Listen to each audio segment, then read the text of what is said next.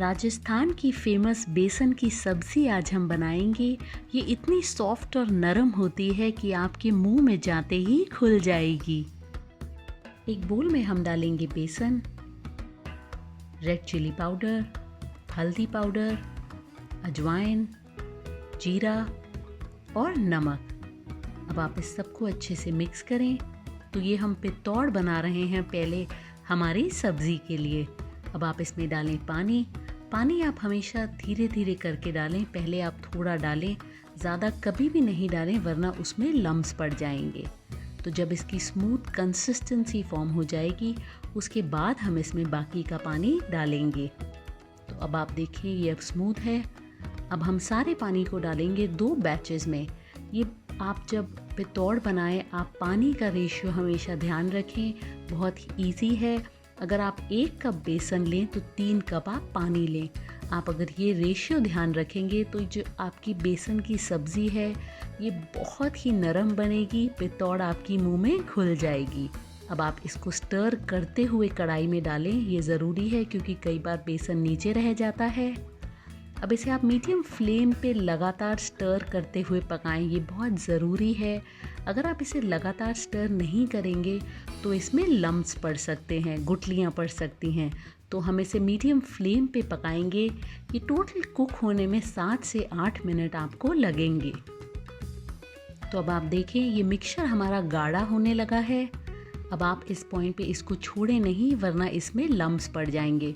पितौड़ बनाते वक्त आप 3 चीज़ों का हमेशा ध्यान रखें। पहला, करेक्ट मेजरमेंट्स। पानी आप बिल्कुल जैसे मैंने आपको बताया वैसे डालें। सेकंड, आप इसको लगातार स्टर करें। और थर्ड और अगेन बहुत इम्पॉर्टेंट, इसको आप ओवर कुक नहीं करें। तो अगर अब आप ये टेक्सचर देखें, ये 7 से 8 मिनट बाद बिल्कुल परफेक्ट है। ये अभी भी रनी है, हमें बहुत गाढ़ा नहीं बनाना वरना जो आपकी पितौड़ है वो हार्ड बनेगी। तो अब हम इस टेक्सचर को लेके सेट करेंगे। आप किसी भी बोल में, प्लेट में, किसी में भी आप इसको डाल सकते हैं और एक स्पून की हेल्प से आप इसको स्प्रेड करें। स्पून को आप ग्रीस कर लें थोड़ा ऑयल से ताकि ये चिपके नहीं।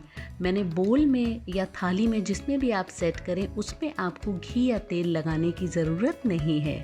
अब हम इसको सेट होने देंगे 10 से 15 मिनट तक। तब तक हम ग्रेवी बनाएंगे।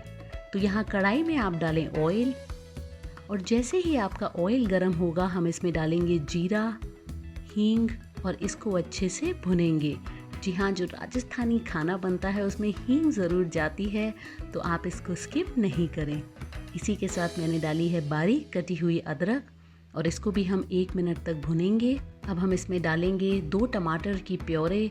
तो जो कुछ राजस्थानी फैमिलीज़ हैं वो सिर्फ दही में बनाती हैं और कुछ टमाटर भी डालती हैं। मुझे पर्सनली टमाटर डालना पसंद है क्योंकि जो ग्रेवी है उसमें एक अच्छा टेक्सचर और बॉडी आता है। तो ये कम्प्लीटली आपके ऊपर है, अगर आप चाहें तो टमाटर डालें वरना आप इसे स्किप कर दें। तो अब आप इसे 3 से 4 मिनट तक मीडियम फ्लेम पे भुनें। आप देखिए मसाले हमारे अच्छे भुन चुके हैं। अब हम इसमें डालेंगे रेड चिली पाउडर, हल्दी पाउडर, धनिया पाउडर और भुने हुए जीरे का पाउडर। अब आप इस सबको अच्छे से मिक्स करें। मसाले डालने के बाद भी हम इसे 1 से 2 मिनट तक भुनेंगे। थोड़ा आप पानी डालें ताकि जो मसाले हैं वो कढ़ाई में चिपके नहीं। तो अब आप देखें 2 मिनट बाद ये मसाले हमारे अच्छे से भुन चुके हैं। ये टेक्सचर बिल्कुल परफेक्ट है। अब आप इसमें डालें दही। दही डालते वक्त आप हमेशा ध्यान रखें दही को फेंटने के बाद डालें और दही डालने के बाद आप इसको लगातार स्टर ज़रूर करें वरना जो दही है आपकी वो फट सकती है। तो आप इसको मीडियम फ्लेम पे लगातार स्टर करें 2 से 3 मिनट तक जब तक इसमें अच्छे बॉयल्स आएँ। तो कोई भी जो आप दही की सब्ज़ी बनाएं या जिसमें भी आप दही डालें आप ये एक टिप हमेशा ध्यान रखें। तो अब आप देखें 2 मिनट बाद इसमें अच्छे बॉयल्स आने लगे हैं। अब हम इसमें डालेंगे पानी। तो आप धीरे धीरे करके इसमें पानी डालें। मैं आपको एक और टिप दूंगी, जब भी आप किसी भी ग्रेवी में डेयरी वाली चीज़ें डालें जैसे कि दूध हुआ, क्रीम या फिर दही, उसमें आप ऑयल कम डालें बिकॉज़ ये जो फैट वाली चीज़ें होती हैं ये ऑलरेडी अपना थोड़ा ऑयल रिलीज़ करती हैं। तो आप देखें अभी इसके ऊपर जो ये फैट है ये एक्चुअली दही का है। हम इसे 2 से 3 अच्छे बॉयल्स और आने देंगे। तो यहाँ अब हम अपनी पित्तौड़ देखें, ये कम्प्लीटली सेट हो चुकी है, बहुत ही सॉफ्ट है। आप इसके जितने बड़े या छोटे पीसेस चाहते हैं आप ये बनाएं। इसकी सूखी सब्जी भी बहुत अच्छी बनती है, कई बार इसे लोग सिर्फ फ्राई करके भी खाते हैं। अगर आप चाहते हैं मैं वो भी सब्ज़ी आपके लिए बनाऊं, मुझे ज़रूर बताएं। तो आप देखें हमने इसे अच्छे से काट लिया है। अगर मैं आपको एक क्लोज़अप दिखाऊं तो हमने क्योंकि पानी का रेशियो एकदम परफेक्ट लिया था तो ये बिल्कुल सॉफ्ट बनी है, ये आपके मुंह में जाते ही घुल जाएंगी। यहाँ ग्रेवी में हमारे अच्छे बॉयल्स आ चुके हैं। इस पॉइंट पे आप इसमें डालें नमक, अच्छे से सबको मिलाएं। इसी के साथ अब आप इसमें डालें पित्तौड़। ये डालने के बाद आप ध्यान रखें ये बहुत ही नरम है।